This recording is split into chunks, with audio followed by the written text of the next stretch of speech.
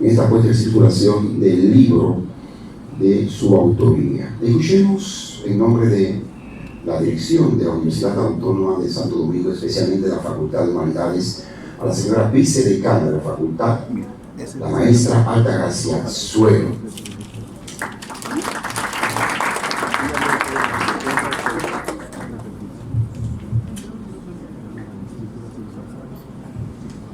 Muy buenos días.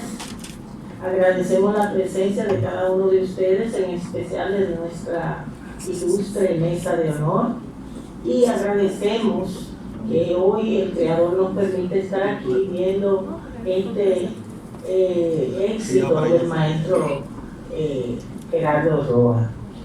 Cuando un escritor produce un libro, es lo más parecido a cuando una mujer tiene un hijo, porque comienza ese proceso desde que sale embarazada hasta que culmina con el parto.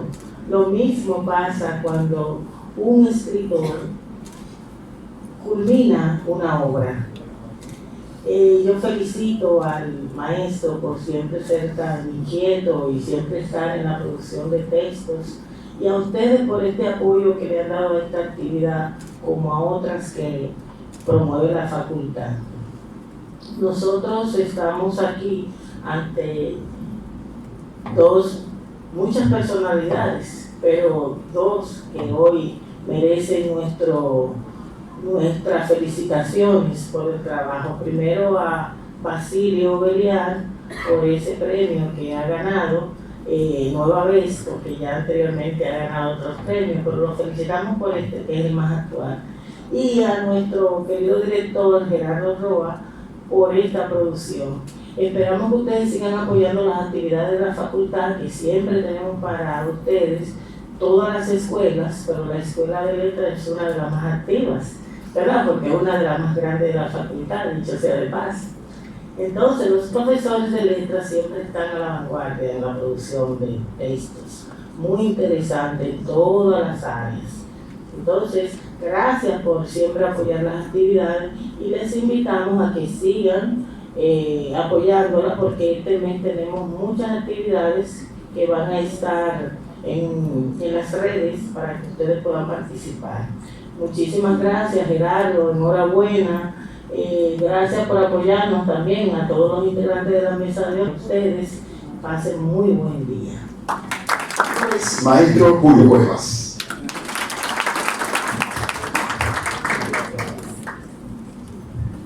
Muchas gracias. En realidad, para mí es un grato honor estar en esta actividad. No solo porque se trata del director de la escuela, sino del amigo y del colega. Y debe dar un dato del alumno. ¿Cómo va a ser? No juegue. Sí, así mismo. No se dice, Julio. No importa, yo estoy bastante contento con esta vida.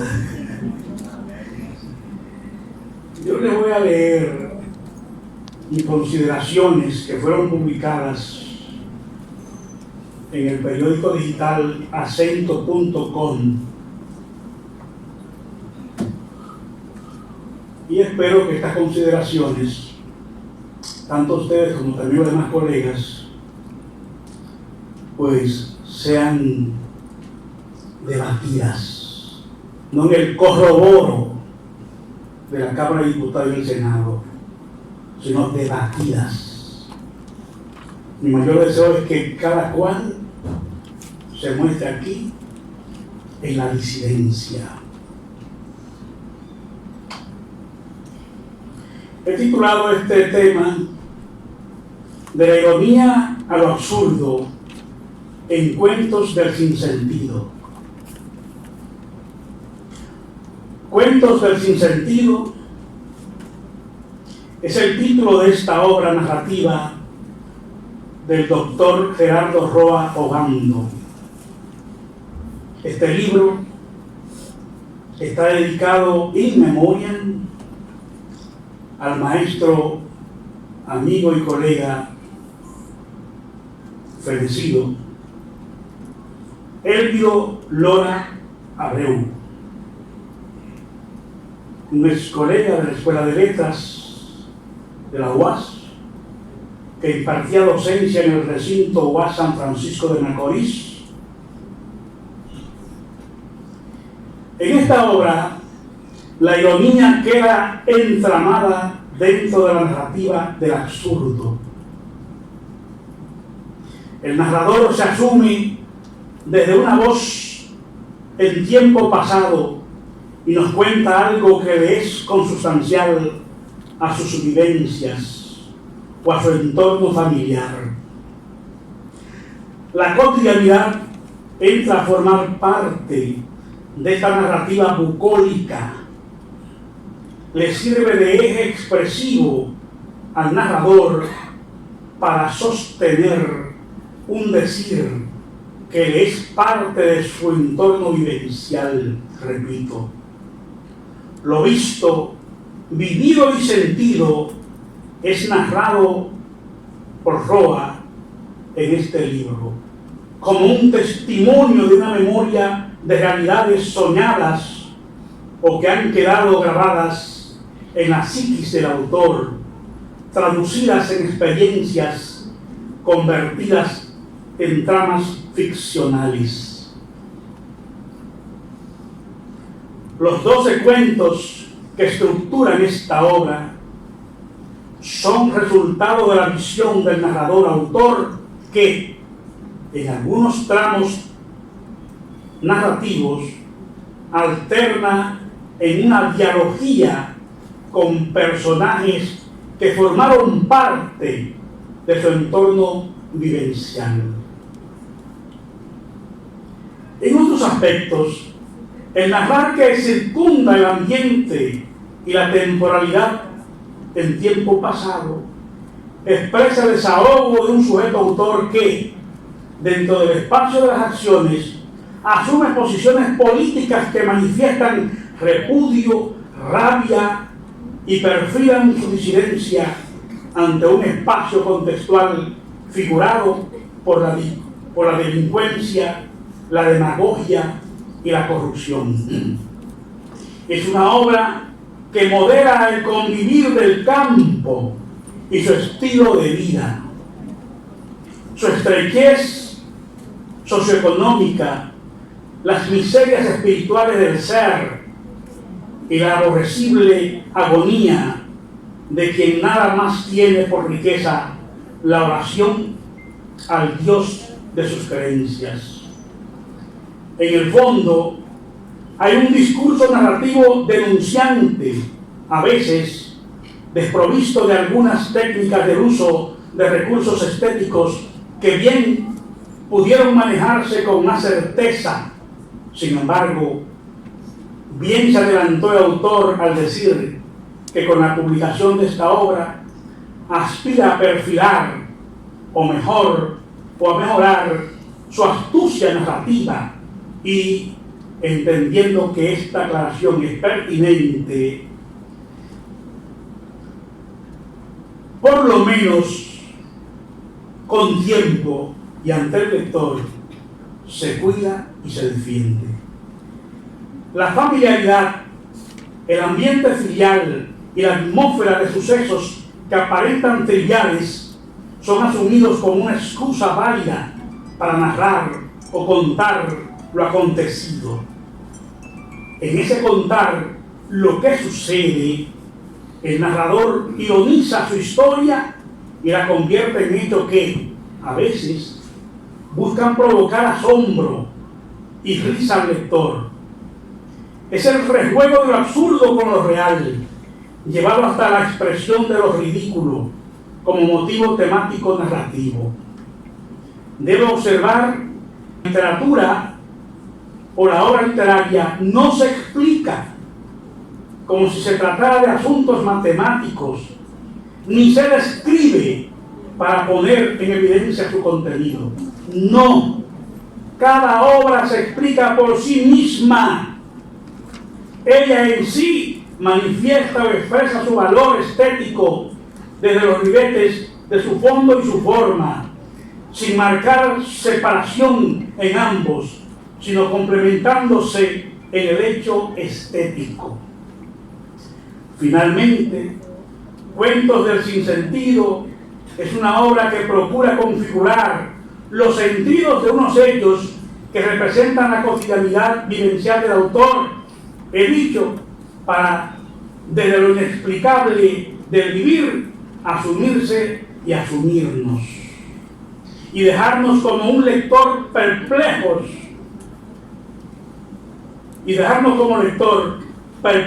frente a la duda de saber si estamos ante la realidad tangible o frente al espejo de lo ficcional como dilema. La doblez de la vida, lo increíble convertido en motivo del narrar y lo ridículo de un vivir en constantes contradicciones existenciales, es la razón que le dan existencia al discurso que fluye ironizado en estos cuentos consentidos, expresados desde una enunciación que deja al lector inmerso en la bruma del sinsentido de un vivir en lo irremediable e indetenible, muy propio del morir. Muchas gracias.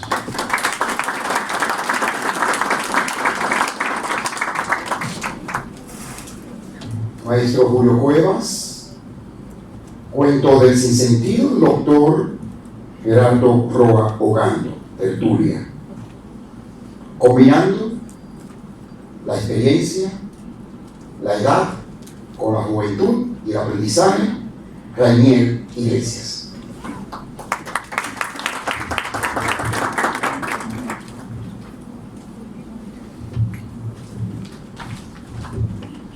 Buenos días, muchas gracias a todos los presentes y a Gerardo Roa Ogando por siempre llevar la sinergia que desde que era monitor se me acercó a mí aquí en la escuela que quedaba en el edificio de la facultad.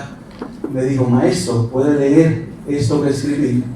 Por tanto, hoy 13 de febrero, 13 cuentos, no es un número fatídico, no es un número azaroso, no es un número maldito, es un número de júbilo, de bendición, de ver nacer un hijo que vino creciendo junto con el crecimiento de muchos de nosotros que hoy somos académicos de la Escuela de Letras. Para mí es un alto honor y una bendición estar aquí junto a mis maestros, que hoy puedo decir humildemente que son mis colegas.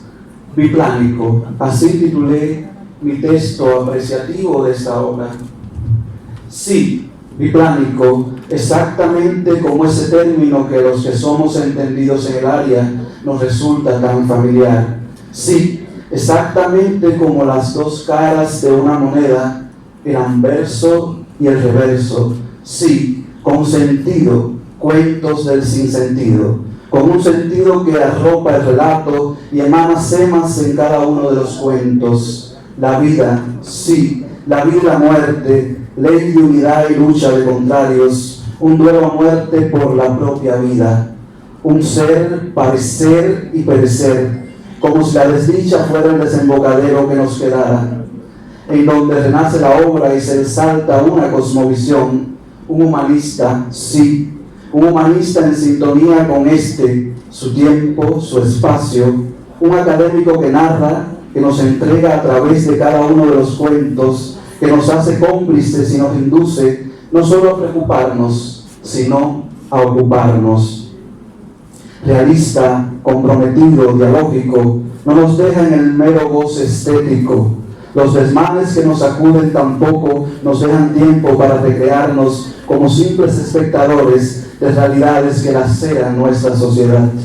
El insensato, el arquitecto, por la gracia de Dios, son algunos de los cuentos que nos interrogan, que nos acercan al pan nuestro de cada día, en donde los enunciados oracionales simples como atrevimiento, conjuntamente con las enumeraciones intercaladas por el punto y seguido, le dan un ritmo a su discurrir narrativo, como si fuera un requiem, una sentencia, una máxima, un último adiós a ese personaje consentido dentro del sinsentido, a un personaje sin forma determinada, en donde se destaca lo etopédico y algunos aspectos relacionados con la edad de los mismos. No hace falta más información. Lo actitudinal prevalece de todo el sentido con lo que se narran cuentos del sinsentido. Sí, definitivamente biplánico. Sí, lanzo una moneda, no importa si cae cara o escudo. El sentido está en su no está en su caída, sino en la semiosis que nos inducen estos signos en la totalidad de su universo. Y cito el cierre del cuento El arrogante, para con pleno amor abrirle las puertas del alma. Gracias. Daniel Iglesias, en este análisis tertulia del cuento del sinsentido, el doctor Gerardo Roa Ogando.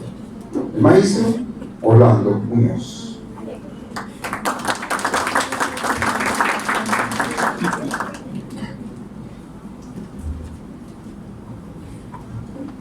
Gracias. Buenos días, amigos todos. Yo quisiera sobre todo situar la obra. Ya Plinio había adelantado algunas cosas y la idea es la siguiente. Umberto Eco, pocos años antes de morir, había escrito 2 libros muy importantes para las artes en general y la literatura en particular, que tienen que ver con una historia de la belleza y de la fealdad. Una de las cosas que discuto o que pongo a pensar a mis alumnos en algunas materias es el concepto de belleza, que tradicionalmente, sobre todo en la escuela secundaria, es un concepto muy difuso. Se nos habla de que la literatura es el arte de la belleza expresado en las palabras, pero muchas veces cuando nos encontramos con ciertos textos nos preguntamos entonces qué es la belleza.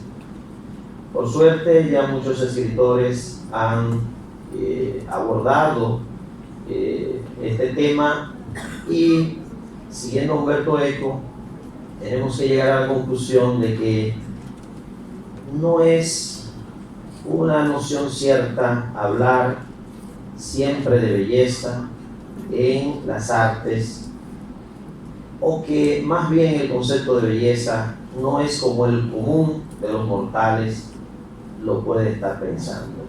La belleza corre paralela con la fealdad, se define precisamente frente a ella, y en ese sentido las artes siempre han trabajado belleza y fealdad. Lo han hecho ya sea a través de los formatos, de los géneros o especies literarias, comedia, tragedia, por ejemplo, y lo han hecho a partir de modas, movimientos, escuelas, tendencias y estilos que han marcado distintas épocas. Por ejemplo, pongamos por caso el naturalismo, que enfoca precisamente lo feo de la realidad. Es una vertiente del realismo que profundiza en aquellos aspectos no tan agradables, los aspectos patológicos, morbosos de la existencia humana. Lo grotesco, en tal sentido, se constituyó una categoría estética ya con muchos teóricos que han abundado al respecto. Hace apenas un par de años, bueno, creo que antes de Basilio ya había ganado el premio de ensayo Dustin Muñoz, mi primo, con un libro que tiene que ver precisamente con eso, con una reflexión sobre la estética de lo feo, que se inscribe dentro de esto que quiero destacar, es decir, el feísmo, lo grotesco, lo absurdo, la comedia, todo eso va en una línea, digamos, en una corriente literaria y artística que desde el inicio de la humanidad ha venido trabajando y que tiene obras incluso tan relevantes como Gargantúa y Pantagruel, por ejemplo. Y bueno, ya aterrizando en nuestro país, desde el entremés de Cristóbal de Llerena, hasta algunos textos, por ejemplo, de Pedro Pablo Fernández o de Alexis Gómez Rosa, eso se ha venido cultivando de muchas maneras, y digamos que Gerardo se inscribe dentro de esa tradición. Y bueno, aquí recuerdo también una frase que publicara como epígrafe de un libro suyo, mi hermano Johnny Muñoz, que dice: la existencia de todo arte grotesco se justifica cuando emana de una sociedad grotesca. Probablemente estamos precisamente frente a eso. La sociedad grotesca que nos ha tocado vivir y malvivir está provocando mucho arte grotesco, un realismo sucio, un nonsense, dirían los franceses, un sinsentido expresado en muchas obras, pero, dice uno de los teóricos contemporáneos de la literatura, que todo esto responde a un diseño, que este sinsentido tiene un sentido detrás, que el escritor a conciencia trabaja todo esto que podría parecerle absurdo o grotesco a un lector quizás con poca experiencia o cuyo gusto literario rechaza cierto tipo de obras. Entonces, el problema, si es que hay problema, no habría que buscarlo en el sinsentido, sino más bien en la construcción literaria. Y aquí, bueno, a veces se quiere controversia para sazonar las cosas, entonces aquí yo entraría en esa parte, y a mi querido y apreciado maestro Julio Cuevas le diría: las obras sí se explican, las obras literarias son para leerlas, son para pensarlas, para sentirlas, para contradecirlas, para ponderarlas. Las obras nos marcan y nos provocan de muchas maneras. Y de hecho, ¿para qué serviría una escuela de letras? Sino para precisamente estudiar y explicar obras y formar a las futuras generaciones de profesores, escritores, críticos literarios, analistas de la literatura en general, editores, etc. Entonces, una cosa es que queramos quedarnos con esa visión romántica de solamente sentir las obras, pero somos sujetos complejos, y el mismo maestro lo sabe, y estos sujetos complejos que somos, estamos conformados por dimensiones emocionales, sentimentales, espirituales, intelectuales, y todo esto entra en una visión dialéctica del ser en el mundo.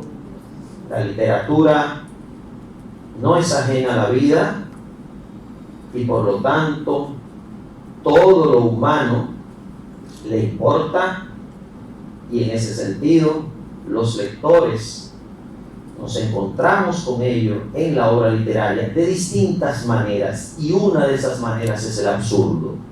El absurdo es una categoría filosófica, es una categoría, por tanto, que se puede discutir, a la que hay que precisamente buscar la explicación, y en eso consiste leer literatura. Los escritores no son ingenuos. Los escritores, como dicen en el campo, lo hacen a pota. Escriben adrede. ¿Y en qué, por ejemplo, pienso yo? Y a confesión de parte, relevo de prueba, ¿verdad, doctor? Estoy de acuerdo con el doctor en que si algo habría que discutir y observar más a fondo es en el trabajo del estilo de nuestro autor del día, porque probablemente es ahí en donde muchos lectores podrían encontrar algún reparo a la obra. No es en el tema, no es en que haya escrito desde la estrategia tal, sino en la sintaxis, por ejemplo. Pongamos un caso concreto. ¿Por qué esta sintaxis? Ahí es donde algunos lectores se desconciertan. Y ahí podría estar una de las claves de discusión del texto. ¿Por qué? ¿Por qué este estilo? En ese plano, en el nivel sintáctico. Y bueno, tiré la piedra y vamos. Gracias por escuchar. Orlando Muñoz, en esta tertulia, Cuentos del Sinsentido, de autoría del doctor Gerardo Roa Ogando. Faustino Medina también está en la tertulia.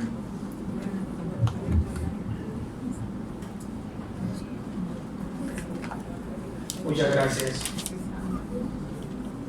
Voy a leer algo que escribí para comentar el texto de el estimado compañero y maestro Gerardo Roa. Las buenas historias necesitan pocas palabras. Carlos Ruiz Zafón. Las buenas historias son siempre sobre hombres o sobre monstruos. Las buenas historias no son siempre aquellas que nunca se olvidan. Que considero 3 grandes aciertos y 3 hermosas objeciones. Como es más bonito, como es más bonita la palabra aciertos, voy a comenzar con estas 3, que ya se han mencionado algunas. El primer acierto es la impronta de mantener viva la memoria de tus amigos. El libro se abre con una especie de celebración de la vida perdida a destiempo del compañero maestro Elvido Lora Abreu. La manera como el autor construye un mapa de la corta existencia material del fenecido profesor es verdaderamente enternecedora. Se nota en este primer título, a mi hijo mayor por siempre, una suerte de esfuerzo imposible para mantener en la memoria del lector la memoria del personaje principal, personaje que se hace persona trascendente por todas las virtudes que el autor va presentando en su texto: tu honor, tu dignidad, Como ha habido algunas contradicciones en el libro del maestro Gerardo Roa Ogando, doctor Julio Cueva nos pide que analicemos un poquito esas contradicciones. Doctor, ahí el micrófono. Soy un provocador. Ustedes lo conocen. Dentro y fuera de las aulas. Cuando tengo un texto no veo al amigo, veo al texto. Esta sala debió estar llena de los estudiantes de letras y de todos los profesores de letras. No porque la obra es del director, sino que se trata de una creación que merece ser discutida. El hecho de que salga de un profesor de la escuela de letras de esta universidad merece que esté esto lleno de estudiantes de letras y de todos los profesores de la escuela de letras, de todos, no de los amigos íntimos como yo, no del director, sino de Roa. Ustedes saben muy bien a qué me refiero, ¿verdad que sí? Si queremos de corroboro. Entonces, hablando en ese sentido, yo he sido franco y he dicho, no es que que la literatura hay que explicarla. No. El texto se explica por sí mismo y tiene diferentes explicaciones él mismo en sí. De ahí que cada lector, cada vez que pone su mirada en el texto, tiene múltiples sentidos y múltiples visiones de esa mirada. La observación que le hago al amigo, y más que al amigo, al autor de la explicación que da, es en el sentido de que en una próxima publicación, e inclusive de esta misma obra, no explique ninguno de sus textos. Es mi recomendación, ni en poemas, ni en cuentos, ni en novelas. Deje que el texto se explique por sí mismo. Evíteme y evite al lector ese sinsentido. Muchas gracias.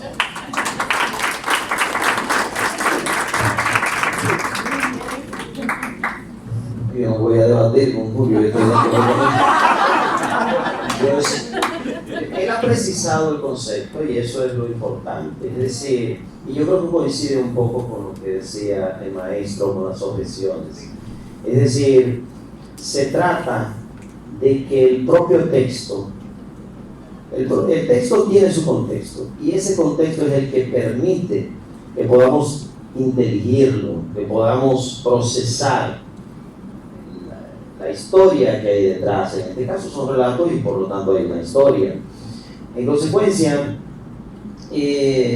los reparos que podríamos estar sugiriendo aquí tienen que ver con eso, con insinuar más que declarar cada una de las cosas que se le atribuyen a los personajes. O sea, sería más efectivo, más interesante, más provocador incluso para los lectores y analistas. Y cuando yo hablaba de el análisis me refiero a otra instancia. Me refiero a esa instancia en que los lectores, como los profesores de literatura, los críticos literarios, los analistas del discurso, etc., tienen precisamente un objeto y un material de trabajo por delante en cada libro, en cada obra literaria. Por esa vía era que yo planteaba mi observación, pero creo que con lo que acaba de decir el maestro Julio Cuevas, estamos hablando de dos instancias distintas y por lo tanto no tengo nada que decir, ¿verdad?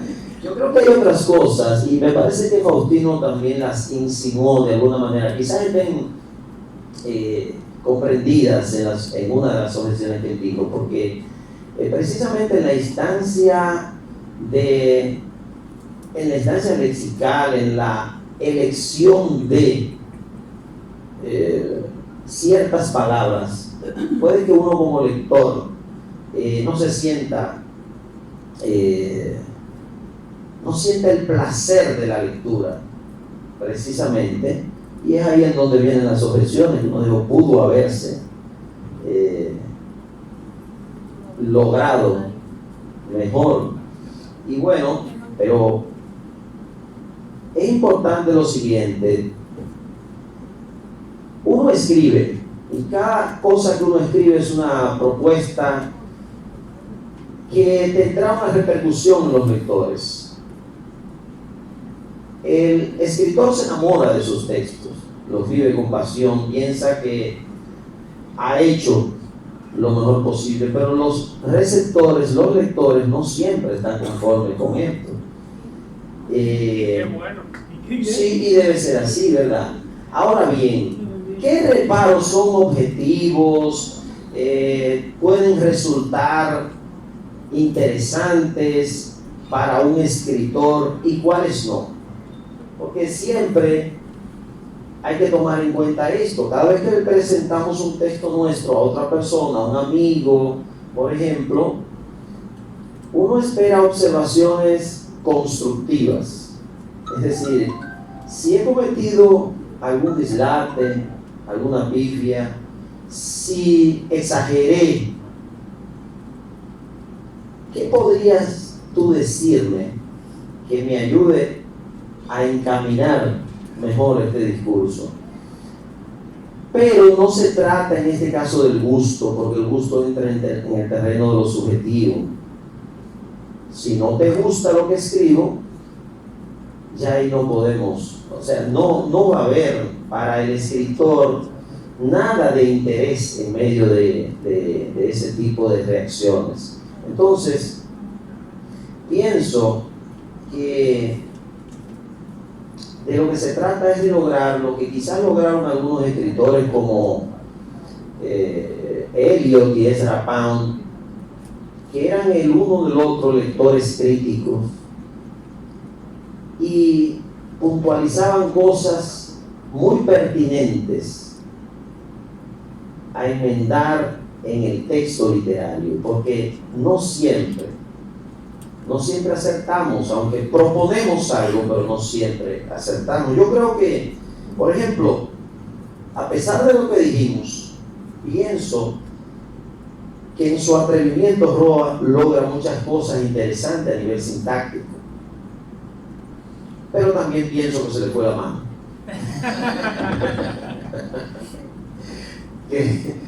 Que hay algunos que uno dice, pero ¿por qué? Y otra vez se pregunta ¿por qué? Y otra vez se pregunta ¿por qué? ¿Y qué se logró y qué se busca con esto? Otra vez uno dice, mira, qué interesante que lo haya hecho de esta manera, porque, señores, a la lengua la tenemos que descubrir cada día, porque donde tú menos piensas que hay algo, lo encuentras. En una de esas paradas, y es una pena que me agarró desprevenido, debí marcar algo aquí, porque a veces uno lee algunas frases y dice, el hecho de que haya una pausa aquí me obliga a pensar esto de otra manera. Y sabemos que autores como, por ejemplo, César Vallejo, Julio Cortázar, en sus experimentos lingüísticos, lograron precisamente muchos aciertos que luego han venido siendo imitados por muchos. Y bueno, tendría que ser en otra oportunidad, porque el texto habría que verlo ahí punto por punto y decir, mira, aquí, ¿qué hay? Pero yo lo que creo, perdón que te interrumpa, es una confianza por la amistad que nos une a Orlando y a mí, me siento en el derecho de interrumpirlo, sabiendo que él me va a perdonar la interrupción. En conclusión, porque los muchachos, ¿verdad?, se nos están yendo, yo lo que considero, a partir de las sugerencias, que el texto está ahí, y son los lectores, y nosotros como lectores tenemos puntos que entendemos que podemos cuestionar y puntos que entendemos que podemos celebrar. Lo que nos toca ahora a ustedes como estudiantes y a todos nosotros como lectores, todo el mundo lee El Quijote y a mucha gente dice, ojalá incluso y Cervantes no hubiera incluido la historia de Marcel en El Quijote, si lo lee una persona que no es feminista. Ojalá no hubiera incluido esa parte donde Sancho gobierna una ínsula. Eso es mi percepción como lectora. Entonces nosotros aquí somos lectores con un poquito más de experiencia, a lo mejor que ustedes, y que damos nuestras percepciones de la historia. Ahora, el trabajo de ustedes es, como lectores también, decir cuáles de esas partes del texto de Roa les sirvieron para aliviar su alma, para inquietar su alma, para, digamos, enarbolar su espíritu, y cuáles otros elementos ustedes dicen, no, esto no me sirve. Entonces, cada lector es, con su libro en mano, después de una lectura atenta, es quien va a dictaminar si tiene sugerencias. No tiene que tener sugerencias, sus sugerencias usted las tiene para su texto que usted vaya a escribir. El libro está ahí, usted lo lee y decide para usted lo que a usted le gustó, lo que no le gustó y por qué usted le da la mano a Roa por lo que lo ayudó. Y yo creo que este es el día de la celebración, de celebrar el nacimiento de un nuevo texto, de celebrar una obra literaria, y ya luego estas discusiones críticas las tendríamos como que entre nosotros, y cada quien en función de sus percepciones puede escribir o puede argumentar. Pero el día de hoy vayámonos con la alegría de celebrar el nacimiento de un nuevo libro.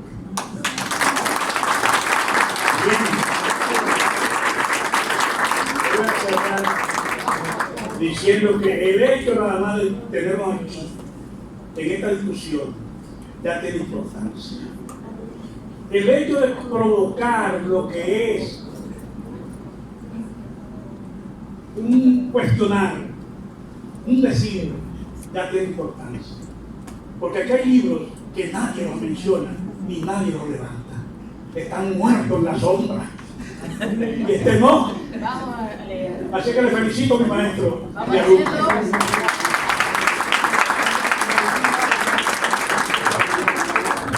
Gracias, maestro Hugo Cuevas, Rolando Muñoz, Faustino Medina. Gracias, Inés Guzmán, Reinier Iglesias. Muchísimas gracias incluso a los que no pudieron estar con nosotros, Ramón Núñez, a Pedro Antonio Valdés, que compartieron con nosotros esta tertulia. Faustino Medina, gracias. Gracias al maestro Roa Ogando. El maestro Roa Ogando le está pidiendo a los maestros que se ven ahí arriba porque tienen algo, asuntos académicos que tratar en el salón de profesores. Que suban allá, por favor, a los maestros, a los profesores, que hay asuntos académicos que tienen que tratar. Gracias, señor vicedecano. Señores, buenas tardes. Muchísimas gracias, que vayan bien.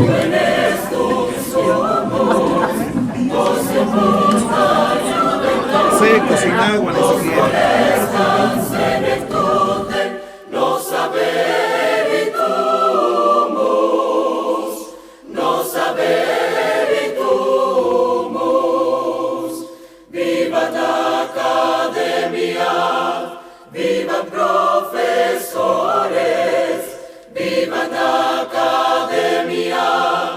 Vivan profesores, vivan membrum qualibet, vivan membrum qualibet, sempre si